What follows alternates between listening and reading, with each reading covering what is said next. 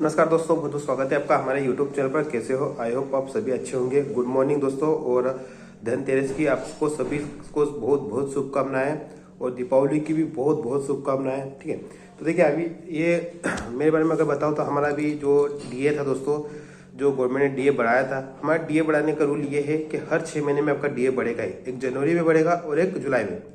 भले ही आपको डीए 4 महीने बाद मिलेगा, लेकिन वो पिछला एरियर भी आपको दिया जाता है। तो अभी जो जुलाई का डीए हमारा था वो 4% बढ़ गया था, और उसका एरियर भी आ चुका है। जैसे कि अब जुलाई, अगस्त, सितंबर और अक्टूबर, ये 4 महीनों का आ गया। अब हमारा जो डीए टोटल हो गया केंद्र सरकार में, वो हो गया 46%। ठीक है, तो हमारी जो मध्य प्रदेश से बात करो, डीए बढ़ता है लेकिन हर 6 महीने में नहीं बढ़ाया जाता है। जब सरकार घोषणा करती है तब बढ़ता है ना, और ये चुनाव में ज्यादा बढ़ता है, उससे पहले थोड़ा धीमा बढ़ता है।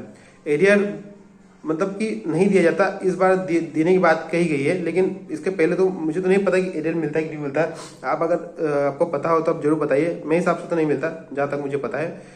दूसरी बात दोस्तों, एक और खुशी की बात यह है कि हमारा जो दीपावली का बोनस भी मिलता है हमको। दीपावली का बोनस भी आ गया है। ठीक है, केंद्र सरकार में बात अच्छी है कि आपको चीज़ें, कुछ अलाउंसेस होते हैं वो हमारे मध्य प्रदेश स्टेट के कंपेयर में बहुत अच्छे मिल जाते हैं। जैसे कि अब भी जैसे डीए का एरियर मिल जाता है, अलाउंसेस, हाउस रेंट, टीपीटी, उसके बाद आपका मेडिकल, उसके बाद आपका चिल्ड्रन अलाउंस मिल जाएगा। ठीक है, उसके बाद आपका अब घर जाकर टिकट क्लेम कर लो। तो ऐसी बहुत सारी चीजें जो आप क्लेम कर सकते हैं यहाँ पर, बहुत बढ़िया है। और स्टेटों में भी है, जैसे कि राजस्थान स्टेट में भी है, ऐसी चीजें है, लेकिन हमें मध्य प्रदेश में भी ये चीजें नहीं है। मध्य प्रदेश में मेनली आपको आपके जो बेसिक रहेगा और डीए रहेगा। ओके, तो दूसरी बात हम कर लेते हैं, क्वेश्चन आया था वर्ग 2 की एग्जाम आएगी कि नहीं आएगी, इस पर बात करने वाला था मैं। ये कमेंट का जवाब देना जरूरी है, क्योंकि बहुत ही इंपॉर्टेंट है इस सवाल का जवाब। क्यों? देखिए दोस्तों, मैं अगर आप मुझसे पूछे तो वर्ग 2 की जो एग्जाम है वो आपको चुनाव के बाद देखने को मिलेगी। उसके पीछे रीजन क्या है? देखिए, आप जो पहली बात तो आप जो भर्ती होगी चुनाव बाद, और जो चुनाव से पहले भर्ती होती है, उसमें फर्क ये होगा कि चुनाव से पहले जो भर्तियां होती थी उसमें विभाग बहुत स्पीड से भर्तियां करवा रहा था। क्यों? क्योंकि उनको आचार संहिता से पहले एग्जाम कंडक्ट करवाने थी, है ना।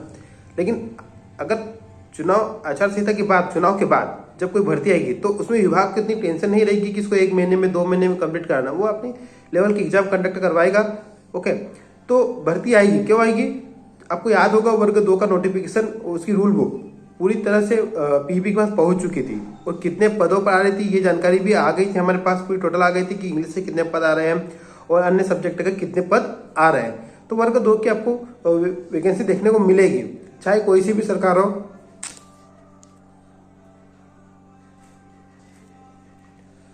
आपको सरकार हो, वर्ग 2 की नोटिफिकेशन देखने को मिलेगा।